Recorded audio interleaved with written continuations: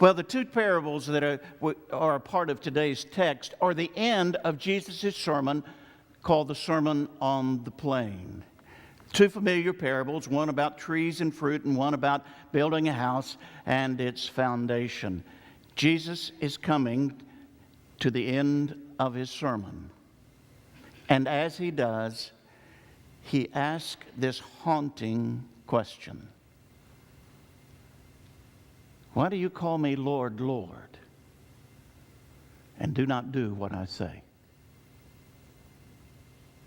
I don't know about you, but that question makes me a little uncomfortable. Now, to be clear about what he's saying, he has, in this Sermon on the Plain, taught us to love our enemies, to do good to those who hate us, to pray for those who abuse us, to turn the other cheek. He's taught us not to judge and not to condemn. He's taught us to forgive and to give. And when he says, why do you call me Lord, Lord, and not do what I say? He's asking the question, why do you call me Lord, Lord, and not love your enemies, turn the other cheek, forgive, etc.? Well, I have an answer for his question. I don't know if he wanted one, but I have an answer for it, don't you? Because it's so hard to do. It is something we cannot do in our own strength.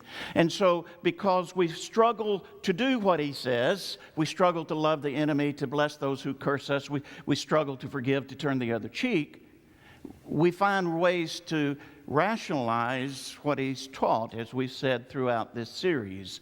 We either ignore what he taught, or we say it's unrealistic and impossible, and thereby excuse ourselves from having to do it. So what do we do then when we don't do what he says and yet identify ourselves as his followers and call him Lord? Well, the easiest thing to do is to substitute something for doing what he taught. We substitute belief. Belief about the Bible, belief about Jesus, a belief about heaven, a belief about moral issues. We substitute belief, and we take a side on our beliefs, and that distinguishes us from other people. We get involved in church membership and church activities, and we clean up our lives and conform to a moral standard, and we try to help others. But the interesting thing about these four things I've just identified is that all of them are things we can do in our own strength. Think about it.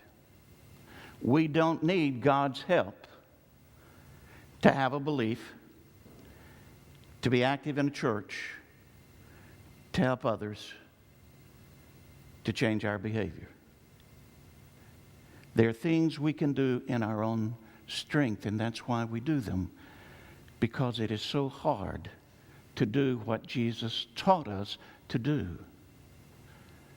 And yet Jesus is very clear that the thing that identifies someone as his follower is that they live the ways he taught.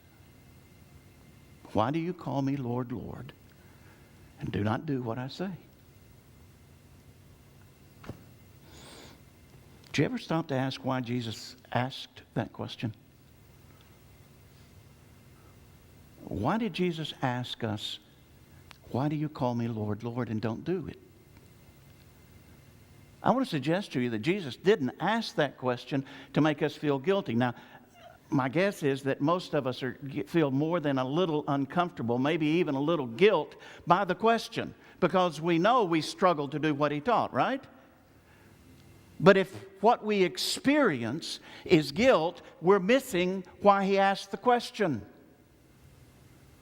Jesus is trying to teach us. Jesus is trying to make a point by asking this question. And the point is not how guilty can you feel.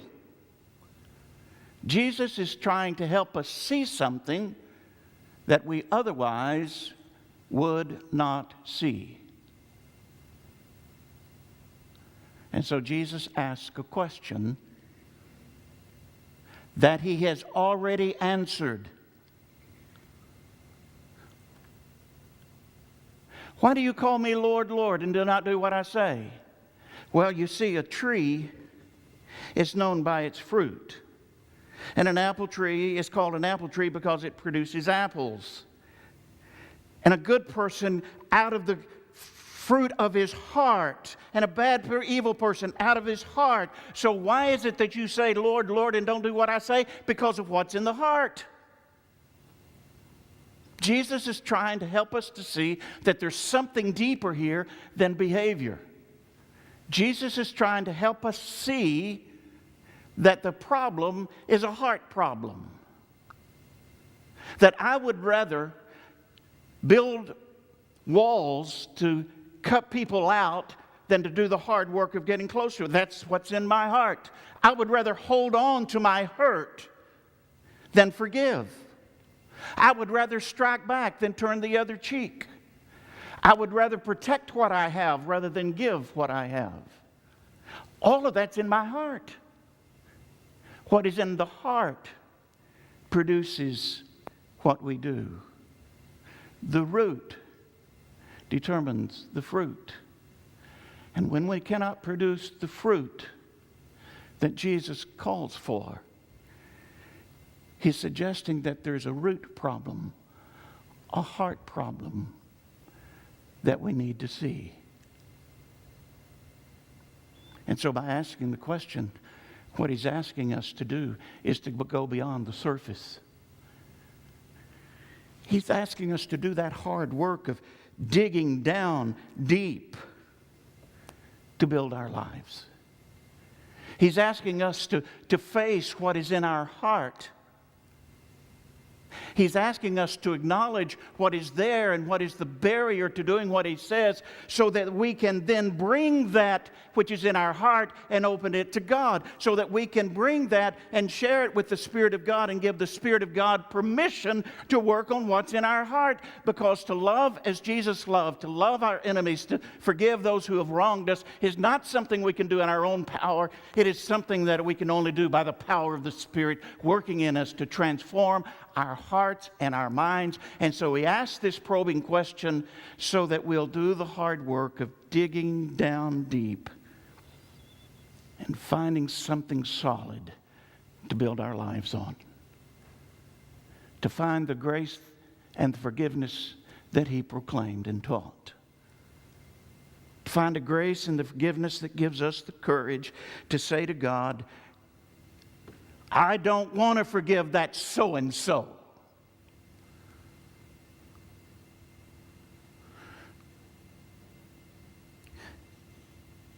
But I confess it to you so that you can move me beyond what I want to what you want.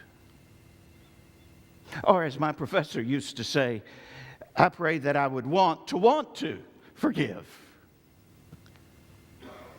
It is in the facing of what's in the heart that we put ourselves in a posture for the Spirit of God to do in us what we cannot do in our own strength.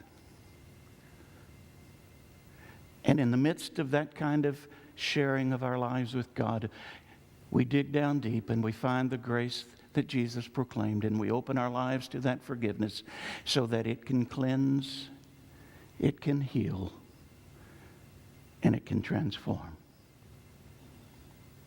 Jesus asked the question not to create guilt, but to point us towards where the real problem lies. It's not in what we do. It's in the heart. So change my heart, O God, make it ever true. Change my heart, O God, make it be like you. Amen.